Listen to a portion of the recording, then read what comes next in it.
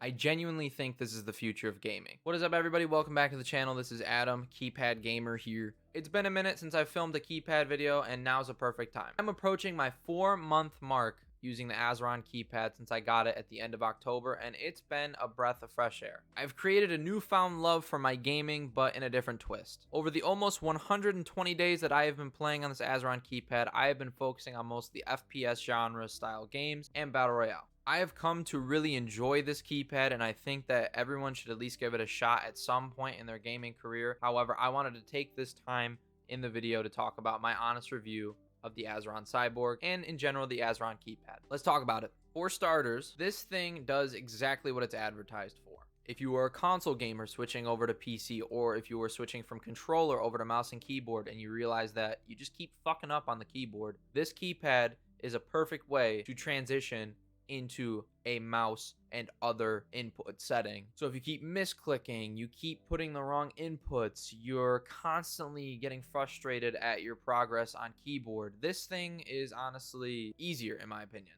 AZERON does a perfect job telling the gamer that if you are having issues with transitioning from controller to mouse and keyboard, that this is a better way to go about it. And I mostly agree with this statement. When I first started playing on PC, I had the Tofu 1-2 mini, changed the keycaps, becoming a Fortnite pro and everything. Stop the cap.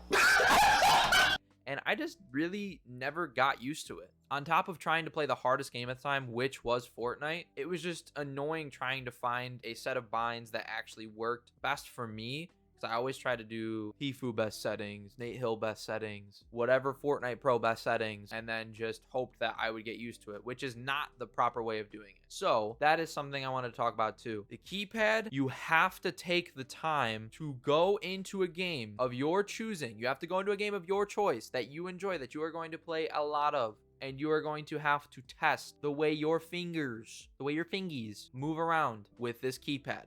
Because although it is marketed towards people that are not getting used to mouse and keyboard, you are going to have to also take that time to get used to the keypad. Because once I truthfully put in a lot more time into my mouse and keyboard gaming, I was getting used to it, slowly but surely. However, my transition from mouse and keyboard to mouse and keypad was a lot faster than when I switched from controller to mouse and keyboard. Gameplay wise, I do think this is more of a shooter oriented input. There are lots and lots of binds that you can come up with, not in comparison to a keyboard, but it is definitely enough to get the job done. I'll go as far to say that my Cyborg may be a little overkill when it comes to the binds. The reason I say this is because I don't play very complicated games. For example, I play Apex Legends, which is very mechanically difficult, but the keybinds that I have set up on my keypad make it to where it is the most comfortable for me, and I'm able to do a lot of different techniques. These binds also work for a variety of different shooters that I play on my computer. For example, any Call of Duty title, Warzone, Modern Warfare, Vanguard, Cold War, these binds work perfectly for that game. Halo,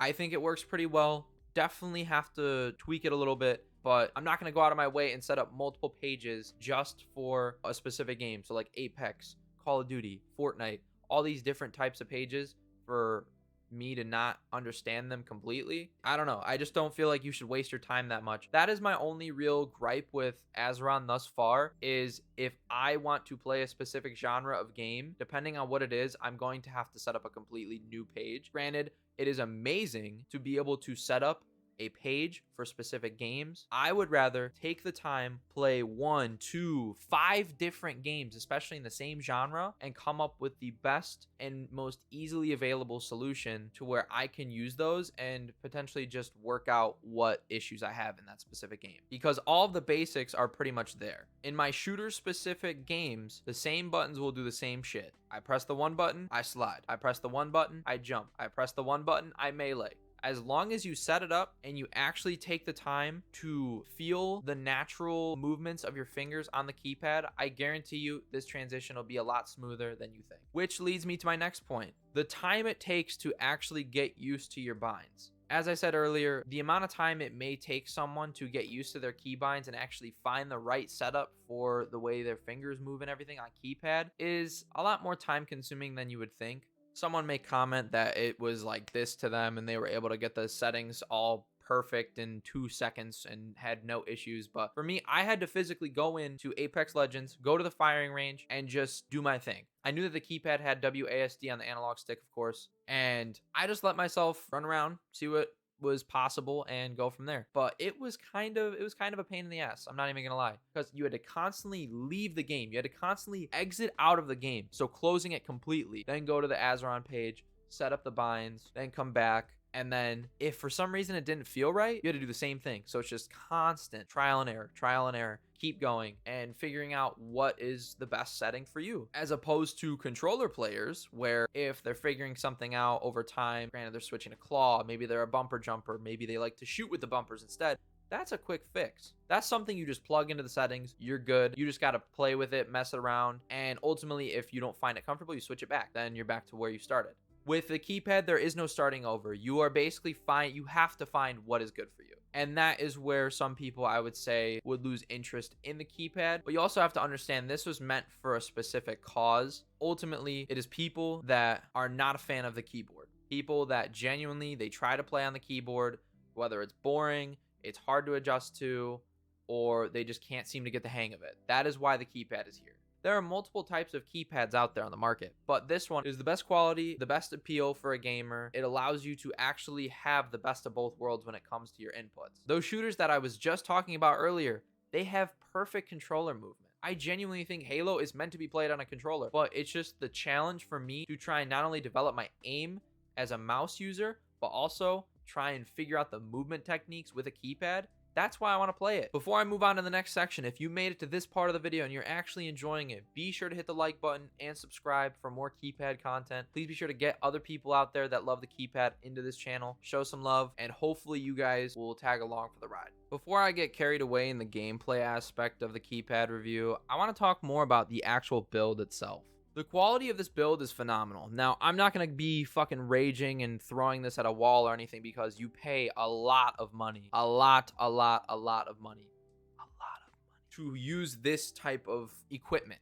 I'm not going to absolutely this thing off my setup because some fucking kid with 20 FPS on console just shit on me. That's just not going to happen. But for the product that AZERON is offering, this thing is phenomenally made. I will say that through and through. This is ideally the best way you can go about making something like this. I go on Amazon all the time and I look at keypads. I'll just type in the word keypad and it just looks like any other thing on the market is dog shit. And eventually I will try other keypads other than AZERON, but this thing, especially in terms of like a marketing value, an appeal towards gamers, this thing has the best appeal. When I see a keypad on Amazon that is literally a little like number pad with a fucking wrist rest, and some of them do have analog sticks, so it's like just a little bit of both. That's full Terminator mode shit. I'll be back. This is easy. This thing looks scary as fuck. This thing looks scary as can be. I'm telling you right now that this is 10 times easier than any keypad that's on the market. Unless you started on PC. I started playing mouse and keyboard in 2019. I ended up going back to controller. I fucking hated it. And then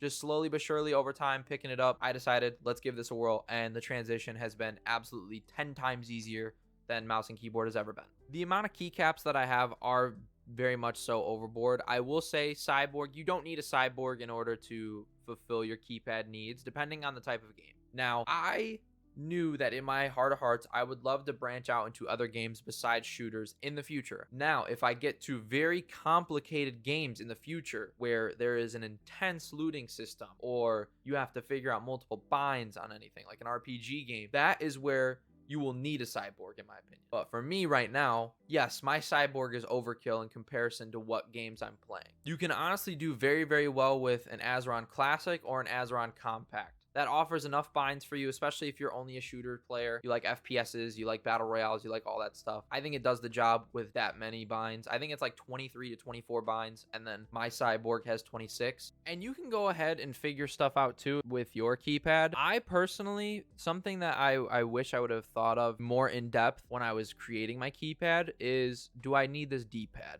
The D-pad is cool. In hindsight, it really is cool. Depending on what type of game, it works very well. I haven't had a situation where the D-pad has been useful, but I also, like I said, I've been mostly playing shooters. I've mostly been playing things that are not really needed to have a D-pad. You either get the items right off the bat on the floor, so Fortnite, Warzone, or it's in a loot crate like Apex, and you have to physically scroll down with your mouse, and you have to physically click on the item and swap it out in your inventory. And this was the first input device for me that actually has a software for firmware, recalibrating your dead zones, and all that good stuff. The software is great. This gets me more emotionally invested in my gaming, and it just allows me to kind of make sure that I'm on top of my game with this keypad. This way, it'll save you a little bit more. I'm not trying to justify anybody to buy this thing, but this thing will offer a lot of different variations that you wouldn't even think of. One thing that I will say is kind of a negative in my opinion is just the amount that you'll have to screw and unscrew in order to get it to your exact fit. Now, I don't have the biggest hands. I got little skinny fingies, and I genuinely just have long fingers. So I needed one where I could just like have it nicely rested, but still be able to like go this way, go that way, go up top if I needed to. I genuinely don't use the top buttons that much. And if I do, it's like for kill streaks in Call of Duty or pings in Apex. But the amount of time that it would take an individual to get their most comfortable fit kind of ties in with the gameplay aspect a little bit too. You have to take the time to actually get everything perfect. There's no fucking around with this thing. You're either in it or you're not. And last but not least, just the price. I think the price in general will just always be in keypad videos because there will always be that person that will not justify buying a keypad solely on price. If you are basing your gameplay or whatever you want to do with video gaming in regards to price, go ahead. Stick to whatever you do, because in this day and age, you cannot have low quality shit, especially if you're on PC. I think it's just a waste of fucking time. You need good quality shit on PC. This is good quality. I hate to say it. You pay for good quality. Knock on wood, I've had no issues with AZERON at all. It does everything that is intended. It has the appeal. It is still a small up from the ground community. It is fun. It makes games refreshing for me as a consumer of the product. You have to be emotionally invested to want to play on a keypad, and that is at a minimum of whatever price you see geographically. I had to spend a good chunk of change. This thing was almost $300. You what? Because I knew it was the new model. I knew that eventually if I wanted to get another one, all I needed was a compact, and that's it. So if you're not looking forward to the price, or if you're not looking to pay almost $200, but you're willing to pay $250 for a scuff that might potentially break in 6 months to a year, fuck it. Go ahead. Spend your money on a scuff instead. I don't care. I can't have stupid buying to the point where it makes my fingers hurt and all this shit like I'm playing claw. You have to be emotionally invested in this. It makes me appreciate the casual side of gaming a little bit more. It makes me understand that I have to create good settings in order for me to do the best in games, but also still have fun with them. It's got the potential to become one of the best input devices in the gaming industry. This is just my review on it. Great product, great software, a bit annoying setting up when it comes to your earlier processes. Besides that, I say everyone should give this a shot at some point in their life. I hope that it can get to the point where AZERON can be a little bit cheaper, but also I don't mind because they are in a different country. They are 3D printing their products, and overall, it does